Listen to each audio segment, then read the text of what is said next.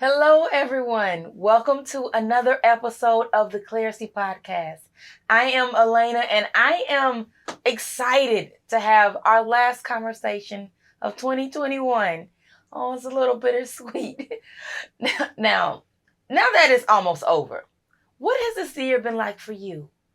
If it's anything like my year, it has been everything. So, every conversation that we have had here, the focus has been to see ourselves, others, and God clearer. And I hope that every episode has helped you in some way to see all of these areas a little bit clearer. So whether you are watching on YouTube or listening on a podcast platform, be sure to subscribe. And if you don't mind, please leave me a review. I want for you to be here for every conversation we have, and I want to know, what do you think? As always, you can visit clariseeblog.com to read this blog post if you're a reader like me and get all of the Clarisee content. In my opinion, there's a lot of great stuff there, so please check it out and enjoy. All right, let's get into it. So for many of us, the end of the year is a bit of an assessment period. We look back on the year and we judge how we spent our time and our energy. Some of us judge the results against others or past years or our to-do list that we have in our head. But this year, I wanted to do things a little differently. I don't want to focus on the results. I want to focus on the root. It's time for a vision test. So, here's the clarity point. The point of this vision test is to diagnose where we may be blind and where we honestly may have blinded ourselves. And please note that I said our. This is not from me to you. This is from God to us. So please know that anything that cuts you cuts me too. So many of us look at our lives and we decide what we want to change. We have these grand dreams and vision boards about the life we want to live and create all of these plans to do life differently next year. But I'm not asking you to do any of that. Think about this. What if all of your plans, your goals, your resolutions, and your to-do lists, what if all of them are a waste of time? What if it's all just busy work? See, we adjust so many things that have nothing to do with the root of the issue. What is the real reason you're in the place you're in? And are you ready to address that? We all want to look forward, but some of us, many of us, we need to look back. Neither success nor stagnation happens overnight. For all of us, there were a series of events and conscious choices that produced unconscious habits. And sometimes working more, planning more, committing to more isn't the solution. You can't force yourself to be productive if you haven't faced the root of your inefficiency. You can't hustle your way into healing. You've got to be delivered. We've all got to be delivered. It's necessary. Last year, my vision test had a long list of questions, but as far as I'm concerned, there are only two questions that matter. One, how is your life ordered? And two, what are you willing to do to change your life? Addressing the answers to these two questions will change your life. But for some of us, the answers can be deceiving, and it may take some digging to uncover the real answer that we're truly living out. So first, we've got to determine the order. Sometimes it can be tough to tell what truly has the top spot in our lives. But I have learned that where you go for answers can show you how your life is ordered. More than anything else, what the human heart craves is answers to the problems that we face in life. Past food, past love, or money, or rest. It's answers that are essential. We want to know the plan. We want to know the future. We want to know how to get what we want. We crave knowing why. And it's no mistake that the tree surrounding knowledge was the one that tripped Adam and Eve up. As humans, we like to know. But where that desire to know takes us can lead us to fill our lives with all of these things that can't fully give us the answers we so desperately want. We hoard, but still aren't satisfied. So, are you a hoarder? Have you contaminated your life with so many things trying to get close to answers? Because you never learned to get close to God. Now, I'm not coming for you, but I want you to take a moment to think. What do you do to try to find answers? Now, let's go deeper. Would you need horoscopes or astrology if you felt like God would answer you? Would you talk to your ancestors if you felt like God would respond? Would you hustle and chase money if you felt like God would provide? Would you need to meditate if you felt like God could give you peace of mind? Would you seek medical advice and treatment as your only option if you knew God would heal you? You know, all of these things are not necessarily bad in their own right, but they are detrimental when they become your go-to move. Think. Even if I didn't mention something that really hit home for you, think. What do you go to and why? And do you even consider going to God about it, or do you replace Him with something else? Here's the main question. Is God enough by Himself? No add-ons, no substitutions for every answer, for every need, for every desire. Is He enough?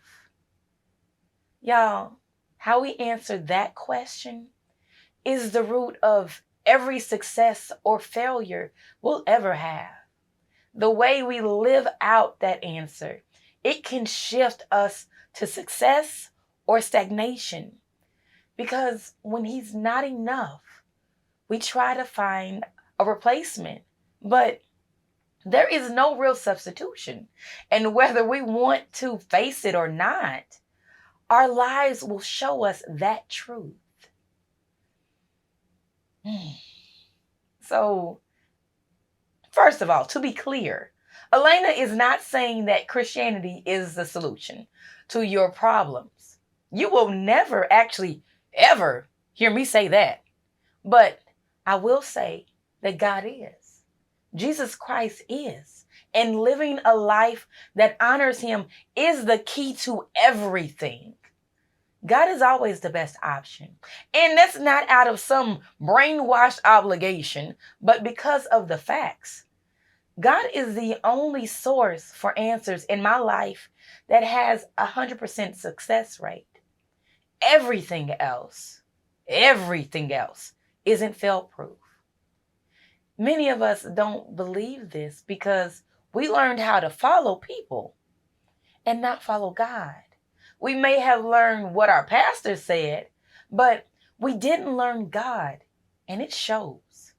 Now, I'm not asking you to fit your relationship inside the confines of religion. No, I'm asking you to fit your life around a real relationship, because a real relationship with God brings real results.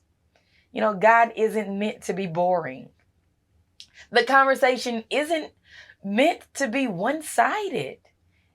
And the relationship is not designed to be abusive, where you give everything and are left broke and broken. No, that's not how this is meant to go. I have had the privilege of being taught about God by some wonderful people. But at their best, each of them could only teach me about the God that they knew. Their perception was colored by their experiences and their understanding that they had was all that they could offer me. I'm not sure how God was presented to you, if the answers that you were given about God even made any sense, and if he even seemed like someone you wanted to get to know. So, with no scare tactics and no obligation or empty promises or pressure, I'm here to tell you with certainty that a real relationship is the right move. Not just for me, but for you and for every person on this planet. Why? Because you need an answer that's not a guess. And you need a solution that's not a quick fix. Many of us may have been taught by people who had a limited view of God. They may have given us the piece that they had and that made sense to them, but it's on us to fill in the rest of the puzzle. So here is my advice to you. Find someone whose life proves that they know God in the way that you would like to, and learn from them. But never stop desiring to have a real one-on-one relationship with God. Take what they teach you and follow them as they follow God. But let them only inspire you to have what they have, and never allow anyone to become a middleman. You seek to know God for yourself, and that makes all of the difference. Okay, moving on to the next step of this vision test. We've got to identify the source of our vision. Question: are you tired of creating vision boards that never really line up with the reality of your life? I am. Last year, I thought I had compiled the perfect vision of the life that I wanted. Oh, it had everything. It had travel. It had love. It had money. It had it all. But looking back, I see that vision was nearsighted at best. I knew what I wanted, but not what I needed. And this is true for all of us. In life, it only gives us what we need, and it doesn't really play by our fairy tale rules. So, to create an accurate vision board for the next year, maybe we need to double check our process. So, what is the source of your vision? Is it your desires, your social media, your insecurities? What exactly is the genesis for all of those desires that create your dream life? Y'all, I'm learning how not to just want what I want just because I want it. I not only want what God wants for me, but I want it how He wants to give it. I'm learning that desires not wrapped in God's timing are Trojan horses. Like ticking time bombs, they will make a mess of my life and have. So my motto now is, if it doesn't come through God's hands, I don't want it. For many of us, the vision of our lives is from God, but we don't believe that He's the pathway. The root, at least what I believe, the root of every desire is actually from God. But where we go wrong is we don't trust that God has the strategy to get us there. So here's my question. Do you believe that you're capable of building the life of your dreams? If it's all up to you and it's all on your hard work and what you can create, can you build a life that has everything you want and need? That's what this is all about. And that's what it comes down to. If you can make it happen yourself, then you don't need God. This year I realized that I had spent 33 years trying to build the life I wanted. And I had to face the fact that I couldn't. I didn't know how. And something was always missing, and I couldn't make my life match the vision in my head. So I gave up. God has given each of us a vision for our lives that we can't obtain without Him. So the question is, how bad do you want the vision? And what are you willing to do to get it? So I'll tell you one thing. What you have to be willing to do is submit the how. The first step of submitting our life to Christ is submitting the how. We must treat God like He is the only answer and our only option by asking Him what to do every step of the way. It's so simple to say, but so tough to live out. Well, not tough, just a challenge. But here's my rule of thumb. I've noticed that the areas I forget to ask God's input on are usually the areas I haven't fully submitted. So start there. For many of us, submitting seems like such a scary thing to do, but identify what exactly scares you. Is it being out of control? Are you scared that you'll be forced to do something you don't want to do? Do you think you'll turn into some weirdo super Christian that doesn't know how to have fun anymore? What is the nightmare that you think you'll have to live out? And be honest with yourself. And then think, would God give you a vision for your life that you love and then force you to live a nightmare? Would He? What our fears don't factor in is our transformation. Just like the growth is an evolution, our fears are a moving target too. And as we heal, they change. So the things you fear now, they won't last. It is quite possible that the version of you meant to live out God's vision will love everything God has in store for you. But is it worth it to you to find out? That's the main question I want to focus on in this final part of the vision test. What is it worth to you? At this point in life, I no longer care to ask myself what I want. All that matters is, what am I willing to work for? That shows me what I truly desire. My effort is currency. What I give it to shows me what has my heart and what I really believe is mine. The truth we can't escape is we will have what we're willing to seek and pursue. We are unworthy of anything we are unwilling to work for. And please don't confuse work and hustle. See, work is a consistent and intentional effort in a strategic direction.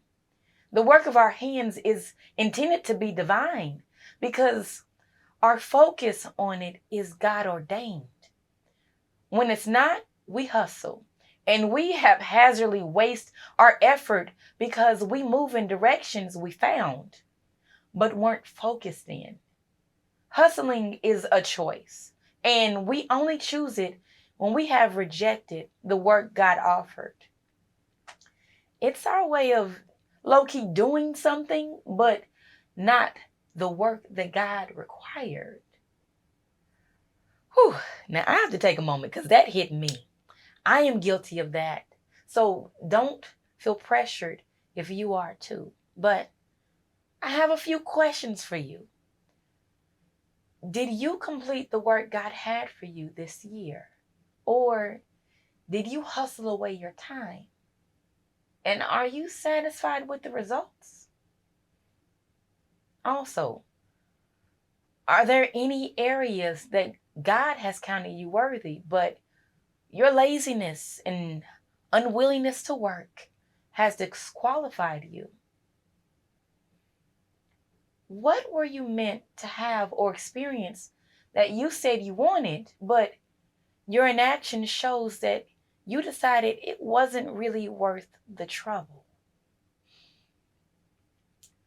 I can measure my work versus hustle ratio when I look at my peace in fulfillment.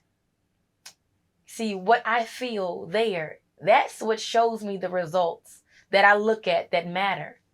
I rest better when I have worked, and I have trouble turning my mind off when I'm hustling. So let that be a tip for you to decide and determine when you're really hustling and when you're actually working. So, to all of my hustlers out there, I want to encourage you to get off the hamster's wheel. Activity and productivity, they are not the same thing. There is work for you to do that will move you forward to where you need and deep down want to be, but you've got to be willing to do the work. Not the work you want to do, but the work God has for you to do right now. So if you trust Him, you will find that the work that He has for you to do, it will get you to everything you want and more. You don't see everything connected to it, but just because the strings attached aren't visible to you, it doesn't mean that they're not there. Be determined that you're going to get to work and that you won't stop until you have everything that God meant for you to have. Remember, maximum effort, it yields maximum reward. So for me, it all comes down to this. Do you want to change or transform? Do you want to take a step forward or a leap? Next year is not so much about a wish list of things we want to experience. It's about how we'll change our lives today to make our transformation possible. So I encourage you to leave your vision open-ended and ask God, what is the vision that He has for your life? And then be honest with yourself and see if you are ready to live out that vision. Remember, you have to be willing to reorder your life if necessary around the vision that God has given you. And you have to be willing to put in the work to experience all that God has for you. I pray for you that God heals your vision this year, that you will see yourself clearly and He will show you the root of who you've become and who you're meant to become and everything that may be stopping you from really becoming and really latching onto the vision He has for you. I want deliverance for you in revelation and demonstration. I want healing in your mind and your habits. The life that you want is not that far away, but it's on the other side of your surrender. And however long it takes for you to cross that chasm, it's up to you. I pray you have a real relationship with God and that He shows you all that He has in store for you and that the vision He has for you overwhelms you and that you fall in love with it and that you are willing to do the work to experience it. I cannot wait to see how your life will transform this year. Well, next year. So let me know how it's going by commenting on any of these episodes or any of the Clarisee blog social media pages. You can also send me a message or leave me a comment at clariseeblog.com or on the clariseeblog.com blog post for this episode. I cannot wait to continue this conversation with you. You have a wonderful year ahead of you. So, talk soon.